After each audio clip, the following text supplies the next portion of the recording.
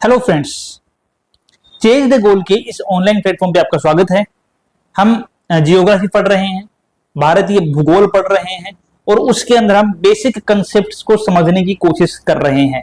हमने अपनी last class के अंदर पृथ्वी की भूवैज्ञानिक समय सारणी को क्लियरली डिस्कस किया था, डिटेल से डिस्कस किया था और उस भूवैज्ञानिक समय सारणी के अंदर हमने महाकल्पों के बारे में बात की थी। महाकल्पों के साथ साथ हमने जो जो हमारे लिए इंपॉर्टेंट कल्प थे, जिन जिन कल्पों के दौरान कुछ न कुछ चेंजेज आए हैं, चाहे पर्वतीकरण हो, चाहे आपका हिमयुग आया हो, चाहे पृथ्वी पर जीव की उत्पत्ति से संबंधित किसी युग का वर्णन करना हो, हमने उन सभी चीजों को वहां पर डिटेल से डिस्कस कर लिया है। अगर अभी तक आपने हमारी वो क्लास नहीं देखी है तो आप हमारी प्लेलिस्ट पर जाकर वो क्लास देख सकते हैं। आज का जो हमारा टॉपिक है आपको दिख ही रहा है, टॉपिक का नाम है रॉक्स या चट्टाने। हम पढ़ते हैं पृथ्वी पर कई टाइप की चट्टाने पाई जाती है। मोस्टली हम 3 टाइप की चट्टाने पढ़ेंगे, जैसे आग्नेय चट्टाने क्या होती हैं, अवसादी चट्टाने क्या होती हैं और रूपांतरित चट्टाने क्या होती हैं। हम इन 3 टाइप की चट्टानों को मोस्टली पढ़ेंगे कि ये चट्टाने होती क्या है, अच्छा ये चट्टाने बनती कैसे हैं उनको डिस्कस करेंगे और इन चट्टानों के बनने के अंदर कौन कौन से एलिमेंट या कौन कौन से जो मिनरल्स हैं उनका योगदान होता है। तो उन सब को हम डिटेल से यहाँ पर क्लासिफाई करने वाले हैं, डिटेल से यहाँ पर पढ़ने वाले हैं। तो सबसे पहले ये जानना जरूरी है कि चट्टान जो है उन चट्टानों का निर्माण कैसे होता है। देखिए क्या होता है कि हमारी पृथ्वी पर क्या पाए जाते हैं, हमारी पृथ्वी पर एलिमेंट्स पाए जाते हैं। एलिमेंट्स का मतलब क्या होता है, एलिमेंट्स का मतलब होता है तत्व। जैसे हमारी पृथ्वी पर क्या क्या मिलते हैं, जैसे हमारी पृथ्वी पर ऑक्सीजन मिलता है, ऑक्सीजन एक एलिमेंट है, सिलिकॉन मिलता है, ठीक है, एल्यूमिनियम मिलता है, आयरन मिलता है। ये सब के सब क्या है, ये सब के सब हमारी अर्थ या हमारी पृथ्वी पर पाए जाने वाले एलिमेंट हैं, ठीक है। अब ये पूछ लिया जाए कि हमारी अर्थ पर सर्वाधिक मात्रा में मिलने वाले एलिमेंट कौन से हैं, तो सर्वाधिक मात्रा के अंदर मिलने वाले एलिमेंट भी क्या होते हैं, यही होते हैं। ऑक्सीजन हो गया, सिलिकॉन हो गया, एल्यूमिनियम हो गया, आयरन हो गया, ये क्या होते हैं, ये हमारे अर्थ पर सर्वाधिक मात्रा में मिलने वाले एलिमेंट होते हैं। हमारे अगर हम गैसेस की बात करें तो नाइट्रोजन गैस जो है वो 78% होती है और ऑक्सीजन 21% होती है। और एलिमेंट्स के रूप में बात करें, चूंकि ऑक्सीजन 21% है इसलिए हाईएस्ट कंसंट्रेशन तो किसकी हो गई, ऑक्सीजन की ही हो गई, नाइट्रोजन को छोड़ दें तो हम, ठीक है। तो जो एलिमेंट्स हमारी पृथ्वी पर पाए जा रहे हैं, एलिमेंट्स क्या हैं, ये एलिमेंट्स आपकी ऑक्सीजन, सिलिकॉन, एल्यूमिनियम और आयरन, ये हमने किस बेसिस पे बताया है कि कौन कौन से एलिमेंट की मात्रा पृथ्वी पर अधिक पाई जाती है, ठीक है। अब ये एलिमेंट्स मिलकर क्या बनाएंगे, ये एलिमेंट्स आपस में मिलकर बनाएंगे कंपाउंड बनाते हैं। कंपाउंड या क्या बोलते हैं उसको, यौगिक बोलते हैं, ठीक है। जो एलिमेंट्स हैं इन एलिमेंटों ने मिलकर क्या बनाया, इन एलिमेंटों ने मिलकर के कंपाउंड या यौगिक का निर्माण किया। और कंपाउंड या यौगिक से किसका निर्माण होता है, उससे मिनरल्स या खनिजों का निर्माण होता है। उनसे किसका निर्माण होता है, उससे खनिजों का निर्माण होता है। और खनिज जो हैं उन खनिज के यौगिक से बाद में क्या बन जाती है, उन खनिज के यौगिक से बाद में चट्टानों का निर्माण होता है, ठीक है। क्या पूरी पूरी क्रोनोलॉजी थी, पूरी की पूरी क्रोनोलॉजी कुछ ऐसे थी कि सबसे पहले हमने बात की एलिमेंट्स या तत्व की, कि कौन कौन से एलिमेंट जो हमारी धरती पर पाए जाते हैं। हमारी धरती पर एलिमेंट्स की प्रचुरता पाई जाती है। उन एलिमेंटों में से हमने उन एलिमेंट की बात की कि जो धरती पर सर्वाधिक मिलते हैं। जैसे आपका ऑक्सीजन सर्वाधिक मिलता है, सिलिकॉन है, एल्यूमिनियम है, आयरन है, ये क्या है, ये आपके अर्थ पर मिलने वाले एलिमेंट्स को उनकी कंसंट्रेशन के हिसाब से बताया गया है कि कौन सा एलिमेंट ज्यादा मिलता है। अब एलिमेंट्स ने मिलकर क्या बनाया, एलिमेंट्स ने आपस में मिलकर कंपाउंड या यौगिक बनाए, यौगिक से मिनरल्स या खनिज बने और फाइनली खनिजों से किसका निर्माण हुआ, चट्टानों का निर्माण हुआ। खनिज से क्या बने, खनिज से चट्टानों का निर्माण हुआ। अब आपसे एक डेफिनेशन यहाँ पर पूछ ली जाए कि खनिज क्या होते हैं, तो खनिज का मतलब क्या होता है, खनिज का मतलब होता है कि ऐसे डेफिनेशन ऐसे समझिए कि एलिमेंट से मिलकर के यौगिक बने और यौगिक से बने खनिज बने। मींस अगर खनिज को डिफाइन करना हो तो हम ये कहेंगे खनिज उसको कहते हैं जिससे उसके एलिमेंट को आसानी से निष्कर्षित कर लिया जाए, ठीक है।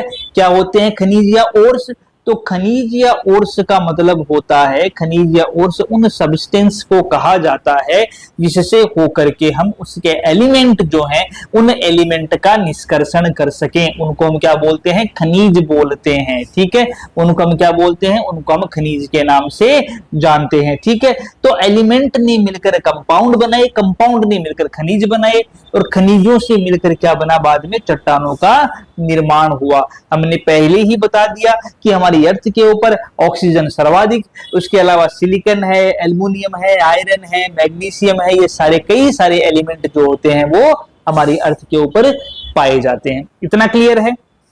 ठीक है, अब एक चीज और आती है, वो क्या आती है कि हमने शुरू में ही बताया था कि चट्टाने होती कौन कौन सी हैं, तो मैंने वहां पर 3 नाम बताए थे आपको। पहला नाम बताया था मैंने आपको, कौन सी चट्टाने, आग्नेय चट्टाने, सॉरी माफ कीजिएगा, आग्नेय चट्टाने है ये। पहला नाम मैंने कौन सा बताया था आपको, पहला नाम मैंने बताया था आपको आग्नेय चट्टाने, आग्नेय चट्टाने। दूसरा नाम कौन सा बताया था, दूसरा नाम बताया था मैंने आपको अवसादी चट्टाने, अवसादी चट्टाने। और तीसरा नाम कौन सा बताया था, तीसरा नाम बताया था आपको रूपांतरित चट्टाने। ठीक है, 3 टाइप की चट्टाने आपको और बताई गई थी। पहली चट्टान कौन सी थी, आग्नेय चट्टाने, या जिसको क्या बोलते हैं, जिसको इग्नियस रॉक भी बोलते हैं। ठीक है, पहली चट्टान कौन सी आई आपकी, आग्नेय चट्टाने या इग्नियस रॉक आ गई। दूसरी आपकी अवसादी चट्टाने या सेडिमेंट्री रॉक्स बोल सकते हैं।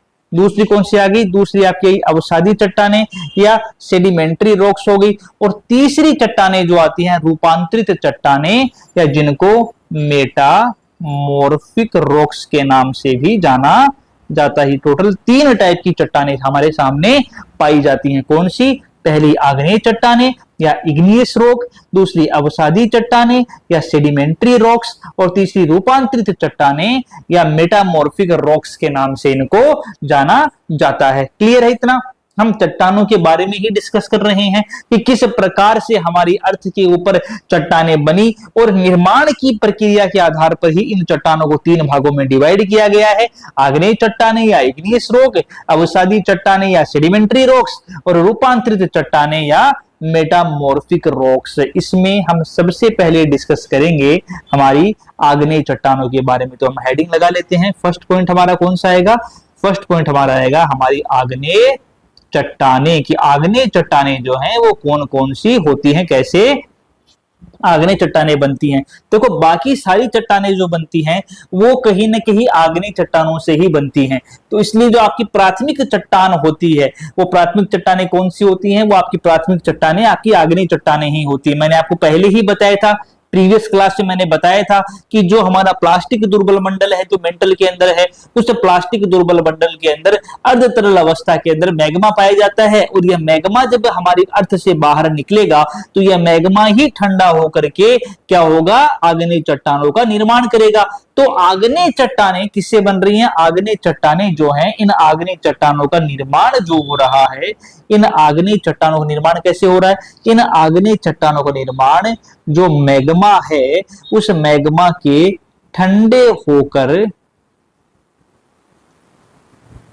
ठोस होने से क्या बन रहा है, ठोस होने से हमारे आग्नेय चट्टानों का निर्माण हो रहा है। मैग्मा या बोल दो या इसको लावा भी बोल दो। क्या होता है, जब ज्वालामुखी का इरप्शन होता है, जैसे मान लो ये आपका क्या है, ये आपका ज्वालामुखी है। ठीक है, ये ज्वालामुखी अर्थ के सेंटर तक होता है वैसे तो ये आपका क्या है, ये आपका ज्वालामुखी है।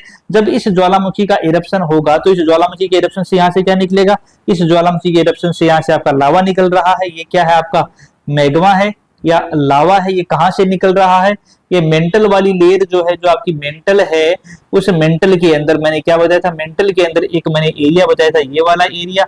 ये वाला एरिया कौन सा एरिया है, ये वाला एरिया है आपका प्लास्टिक दुर्बल मंडल।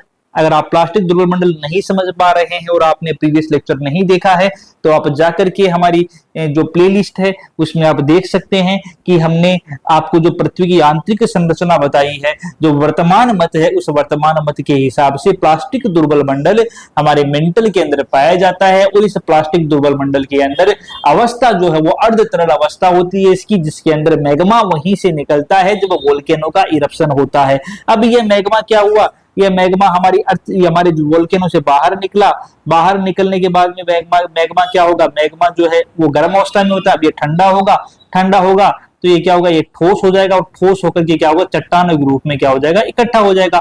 तो इस प्रकार से जो चट्टानें बनी उन चट्टानों को क्या नाम दिया गया, उन चट्टानों को आग्नेय चट्टानों के नाम से जाना गया। ठीक है, तो आग्नेय चट्टानें कैसे बन रही हैं, आग्नेय चट्टानें जो हैं वो मैग्मा के ठंडे होकर ठोस होने से बनी चट्टानें जो हैं वो आग्नेय चट्टानों के नाम से जानी जाती है। मैंने एक बात और कही थी भी शुरू के अंदर ही कि बाकी की सारी चट्टानें या तो प्रत्यक्ष रूप से या अप्रत्यक्ष रूप से इन्हीं आग्नेय चट्टानों से बनती हैं। इस कारण से आग्नेय चट्टानों को हम क्या कह सकते हैं, इस कारण से जो हमारी आग्नेय चट्टानें हैं इन आग्नेय चट्टानों को हम प्राथमिक चट्टानों के नाम से भी जानते हैं। प्राथमिक चट्टानें कहलाती हैं। आग्नेय चट्टानें क्या कहलाती हैं, आग्नेय चट्टानें प्राथमिक चट्टानें कहलाती हैं। क्यों कहलाती है प्राथमिक चट्टानें, क्योंकि हमारी बाकी की चट्टानें जो बनती हैं वो या तो डायरेक्टली या इनडायरेक्टली इन्हीं चट्टानों से बनती हैं। इस कारण से आग्नेय चट्टानों को प्राथमिक चट्टानें भी कहते हैं। आग्नेय चट्टानें क्या होती है, बहुत कठोर होती हैं और चूंकि आग्नेय चट्टानें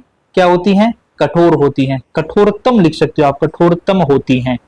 तो अब चूंकि आग्नेय चट्टानें कठोरतम होंगी इसलिए इनका अपरदन क्या होगा, इसलिए इनका जो अपरदन होगा, अपरदन क्या होगा, कम होगा। अपरदन समझते ही हो आप, अपरदन का मतलब होता है बाह्य कारकों के कारण से, जैसे वर्षा हुआ, आपका जल हुआ, वर्षा हुआ, आपका टेम्परेचर हुआ, आपका प्रेशर हुआ, इस कारण से चट्टानों का टूट टूट कर निकलना ही क्या कहलाता है, अपरदन कहलाता है।